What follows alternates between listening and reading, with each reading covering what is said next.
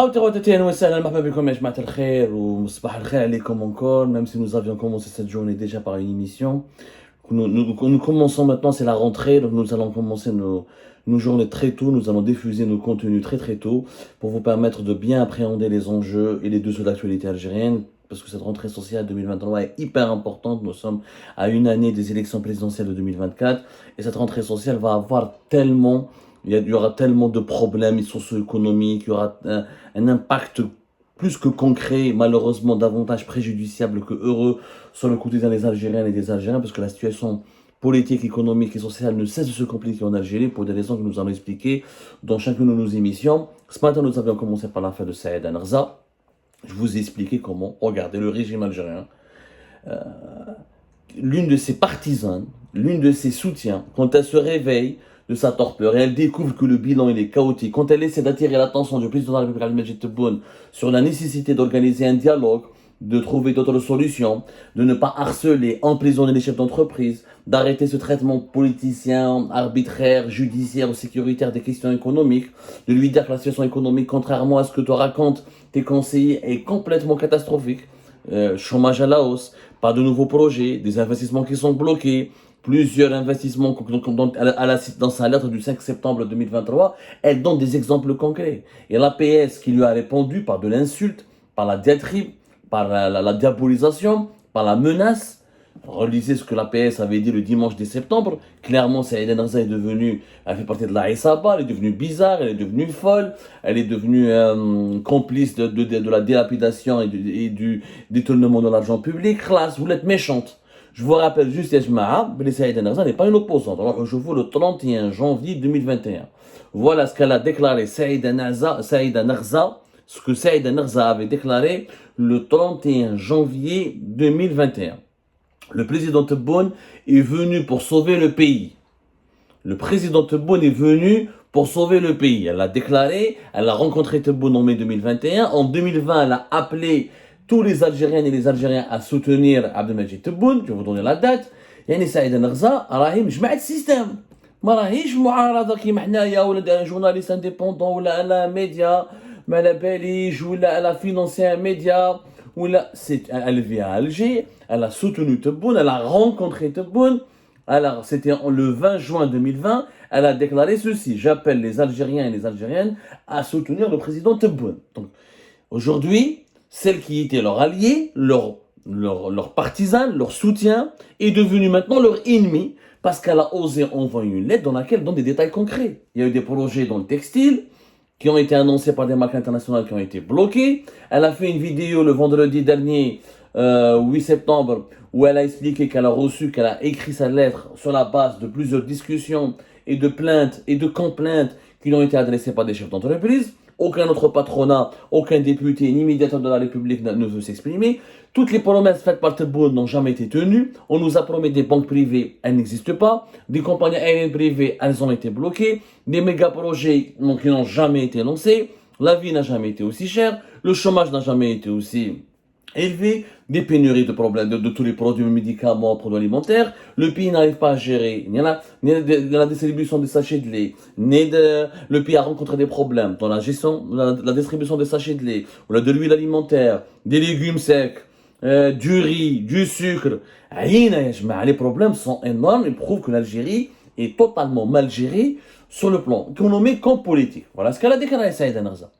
Mais est-ce qu'elle a diffamé? Non. Est-ce qu'elle a insulté? Non. Je connais Saïda d'abord, avant d'avancer, parce que cette femme, elle est courageuse aujourd'hui. Elle a eu le courage de se réveiller, de se remettre en cause.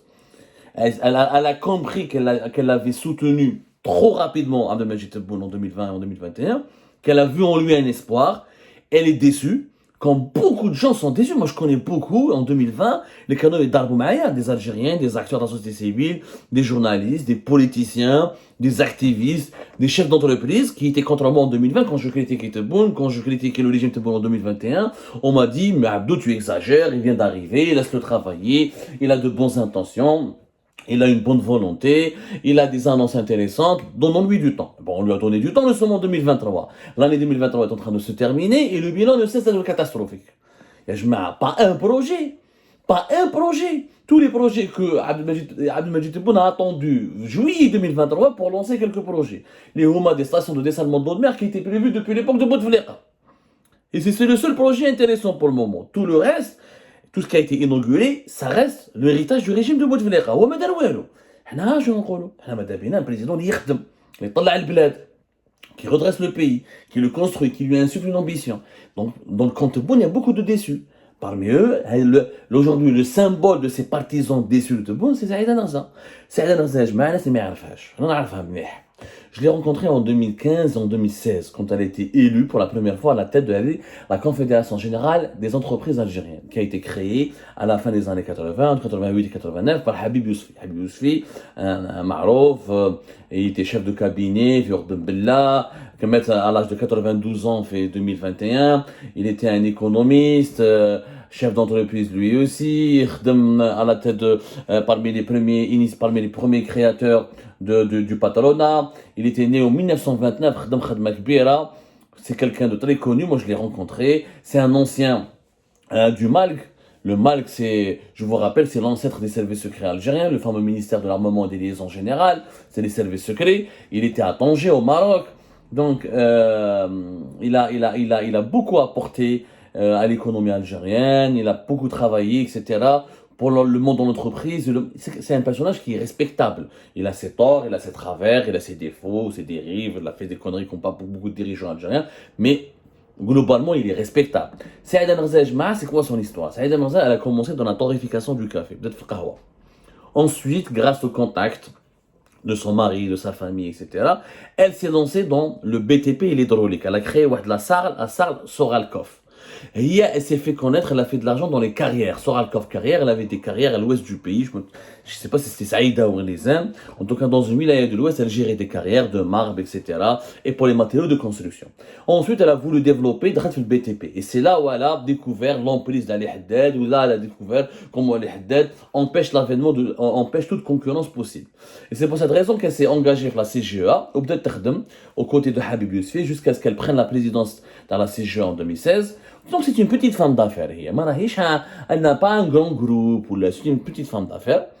Et elle a cette ambition, elle voulait devenir un personnage public, elle voulait apparaître comme la première présidente d'un patronat. C'est un monde très masculin, elle voulait s'illustrer dans ce monde d'hommes, dans ce monde très très masculin, très viril, etc. Elle voulait marquer son empreinte, elle voulait une ascension, elle voulait créer un groupe économique privé et s'imposer comme étant la concurrente du FCE d'Ali Haddad. Elle a réussi par des coups d'éclat, elle a utilisé beaucoup les médias et les réseaux sociaux pour attaquer Ali Haddad, elle a créé le buzz à l'époque, elle a réussi.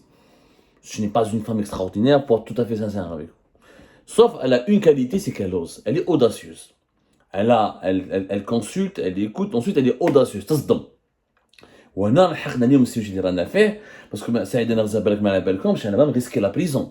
En 2017, elle avait été condamnée par le tribunal de Chalaga à 2 années de prison ferme pour une affaire qui concerne un différend avec des associés espagnols. Parce qu'elle voulait créer un bureau d'études espagnol qui s'appelle Ingénierie IRIA. Elle a commencé ce business depuis 2012, où dans elle avait 51% de départ, ou 49% c'était les Espagnols. ما تفهموش بيناتهم parce que le cabinet n'a jamais été agréé par les autorités algériennes. Ces associés espagnols, même بعد ما تفهمها, ils ont voulu se retirer du projet. Voilà, le projet n'a jamais marché. Le projet quand même de 2012 à 2015 elle a utilisé l'argent de l'entreprise pour payer la CNAS. Le bureau a commencé à s'installer en Algérie alors en attendant que tous les agréments lui soient délivrés. Faute d'agrément, les Espagnols, on se retire. En bas, quand ils ont vu que ses partenaires espagnols, ils ont vu que elle avait utilisé déjà l'argent du capital de l'entreprise pour payer des prestations, qui m'a le loyer, qui m'a les déclarations, les impôts, qui m'a les prestations sociales à la CNAS. Ils ont déposé plainte pour abus de biens sociaux, ce qu'on appelle ici en France abus de biens sociaux. C'est-à-dire qu'ils ont accusé leurs partenaires de voler l'argent de l'entreprise alors que l'entreprise n'avait pas commencé à facturer ou à faire des activités économiques. Elle a été condamnée au début 2 ans de prison ferme. Et en 2018, elle a été innocentée par le tribunal de Sidi Mohamed. si je ne me trompe pas, début avril 2018. Donc elle a eu beaucoup d'ennuis, elle ne s'est pas faite en un jour. Son groupe Soralkov, il a connu beaucoup de problèmes pour s'imposer dans les matériaux de construction. Donc une femme, elle a ses défauts aussi, elle n'est pas extraordinaire, c'est pas un génie. Non, c'est vraiment pas un génie, c'est pas une lumière non plus, mais elle a une qualité, elle est audacieuse, Zadama, audacieuse. واليوم صدمت شافت في 2023 elle a calculé جاو ليها les entrepreneurs جاو ليها les chefs d'entreprise elle a dit moi j'ai soutenu Tebboune maintenant je me suis trompé j'ai envie de lui dire la vérité on peut pas continuer comme ça parce que il y a encore une fois 1200 entrepreneurs sont placés sous interdiction de quitter le territoire national, sont sommés de payer des amendes qui dépassent tout ce qu'ils possèdent comme dans leur compte bancaire, tout ce qu'ils possèdent comme terrain ou comme actif, et tout ce qu'ils possèdent comme outils de production, etc. Ce sont quand même minimum entre 120 000 à 150 000, si ce n'est pas plus de 200 000 employés qui sont menacés. C'est pratiquement 900 000 à 1 million de personnes qui sont directement touchées par cette crise et qui peuvent basculer dans la misère parce que l'État les harcèle, les a soumis à une procédure judiciaire, même pas procédure judiciaire, à une procédure de contrôle arbitraire. On prend, comme dans toutes les émissions dont quand j'ai parlé de ce sujet, c'est du racket. On a pris 1200 importateurs, dont des producteurs, des importateurs de matières premières, dans des producteurs de produits agroalimentaires, de médicaments, de quelques équipements technologiques, équipements électroménagers. On leur a dit, vous avez importé pendant 15 ans vous avez fait beaucoup d'importations. On vous accuse, et on vous suspecte de transfert illicite de devises, et on vous demande de payer tant. Des factures, ça s'appelait par l'équivalent de 1 million de dollars jusqu'à l'équivalent de 15 millions d'euros et de dollars. Ce qui va causer la ruine de ces entreprises et de ces entrepreneurs. Elle a eu le courage de s'emparer de ce dossier, alors que ce dossier a été abordé, évoqué uniquement par Agiripart et par votre serviteur, tout modestement. Il n'y avait que nous qui en parlons de ce dossier. On lui a consacré au moins 3-4 émissions en disant que c'est un racket immoral, c'est illégal d'accuser, de condamner quelqu'un avant même de le juger. Il n'y a pas eu de présomption d'innocence, il n'y a pas eu de procès, il n'y a pas eu de débat contradictoire. On ne donne même pas la possibilité au chef d'entreprise de se défendre. Il est accusé de facto et on lui demande juste de payer. C'est du racket. Alors qu'il n'y a pas de preuve réelle de surfacturation. Il y a des gens, il y en a qui ont surfacturé, il y en a qui n'ont jamais surfacturé et qui ont importé des quantités vraiment dérisoires, mais pendant 10 ans, quand tu prends un salarié et tu lui calcules tous ses salaires en 15 ans et tu lui dis, ah, tu as eu beaucoup d'argent. Mais c'est une période de 15 ans. Sur 15 ans, oui, le volume paraît important, mais le montant, mais sur 15 ans, c'est une vie. C'est une énorme période. Réellement, il faut aller calculer par an. Ce qui a été importé par an pour certaines entreprises, c'est vraiment du pipi de chat. C'est des gens qui importaient pour 1 ou 2 millions de dollars par an. Et c'est du pipi de chat. Et beaucoup sont des producteurs, pas des importateurs de produits finis. Et ils ont besoin d'importer certains composants pour fabriquer localement des produits. La Confédération Générale des Entreprises Algériennes est la seule qui a eu le courage de s'exprimer ainsi. Et maintenant, quel est le constat dans l'affaire? Quelle est finalement la grande leçon qu'il faut tirer de l'affaire Saïd El-Nazar? C'est que dans un pays de macho, de virilité glorifiée en permanence, dans un pays où les hommes, où les hommes s'écrivent avec H au majuscule, c'est une femme qui parle. C'est la seule qui a osé briser le tabou sur les pratiques illégales, illicites, sur la destruction actuelle et programmée de notre économie nationale, c'est que Saïd El-Nazar. Tous les autres politiciens opposants algériens, y compris les personnes algériennes, ont fermé leur gueule. C'est une femme. Pendant que les hommes se cachent derrière les jupons de leur mère et de leurs femmes, c'est Saïd El-Nazar qui monte au créneau et qui a décidé de défier Abdelmadjid Tebboune et de défier son gouvernement et ses conseillers en rendant publique une lettre dans laquelle elle dit toute la vérité, sans aucun faux fur, sans insulte, sans diffamation, sans opprobre, mais en disant la vérité avec la vérité, avec les faits. On donne des exemples concrets. Voilà Sofiane Djilali. Voilà Sofiane Djilali اللي كان يعيط ويطبل ويدير في manifestation في وقت بوتفليقة. Pourquoi il n'ose pas faire comme Saïd El-Nazar où il fait يهضر مع Tebboune, il fait des lettres, il dit c'est pas normal la situation économique dans notre pays. C'est pas normal que l'Algérie de 2023 elle met en prison des gens pour avoir stocké un peu de pommes de terre, un peu de tomates, un peu de l'huile alimentaire. C'était pas normal qu'on n'arrive pas à gérer la distribution des légumes secs, et où là qu'on impose le monopole des légumes secs, ou le monopole des céréales, ou qu'on n'arrive pas à gérer l'huile alimentaire, ou là quelques produits alimentaires, ou là on n'arrive pas à garantir la disponibilité de certains médicaments. Où là Sofiane Gilali, où là Ali Ben Flis, où là l'opposant Ali Ben Flis qui a défié Bouteflika à deux reprises et qui voulait devenir président en 2019. Où là Mouloud Hamarouche, où là Rahabi, où là ما باليش انايا سيدي علي comment il s'appelle Ghzali. وراهم هادو كاع لي بيرسوناليتي ناسيونال اللي كانوا يهضروا ويسبوا في بوتفليقه كيما سيدي احمد غزالي سي كالكان une éminence grise même s'il est lui aussi très âgé il a 86 ans mais il a été chef du gouvernement il a été premier ministre il a connu le système algérien de l'intérieur يعرف etc à 86 ans كيما سيدي احمد غزالي il maîtrise parfaitement l'équation économique. Ahmed Ben Bitour lui aussi maîtrise parfaitement l'équation économique. Ahmed Ben Bitour aurait pu faire le diagnostic de la situation actuelle, il aurait pu même proposer des solutions, parce que le pays court un danger. Ahmed Ben Bitour ساكت, Sidi Ahmed Ghazali ساكت, Mouloud Hamarouche ساكت, Sofiane Gilali هضر على البريكس. Depuis l'affaire des BRICS, il ne parle plus. Abdelhamid Tammar, grand connaisseur de l'économie lui aussi, grand connaisseur, il est encore en vie, il est à l'étranger. C'est des gens, et pourtant ils sont âgés, 84 ans, 70 ans. De quoi vous avez peur? Comment se fait-il qu'une femme n'a pas peur et que tous ces hommes ont peur? La scène politique est totalement vide en Algérie. Qui reste bon, que le grand ours, et tout le reste, la cour, la jungle elle est vide. Il y a l'ours qui domine la forêt. Personne ne parle, personne n'ose critiquer, personne n'ose alerter, personne n'ose conseiller, personne n'ose suggérer. خرجت المرأة سعيدة نغزة مسكينة اللي تحت وحدها qui parle, qui essaie de bousculer, qui essaie. مرأة qui vaut 1 million d'hommes. Ah oui, dans l'Algérie. Au pays des hommes, c'est une seule femme, il n'y a qu'une femme qui parle, qui essaie de faire bouger les choses. Eh ben, allez, comme عار. Il y a Ben Flis, il y a Sidi Ahmed Ghazali, il y a Tammar, il y a Ben Hachnoum, il y a Malabeli Chanaya, il y a comment ça s'appelle, il y a Ben Bitour. هادو كاع وين راكم؟ يا مولود حمروش. وين راكم ساكتين؟ وين راكم هذا؟ Tout le monde est silencieux, tout le monde a peur, tout le monde est démissionnaire, tout le monde خطي راسي. Non, ça ne peut pas continuer comme ça.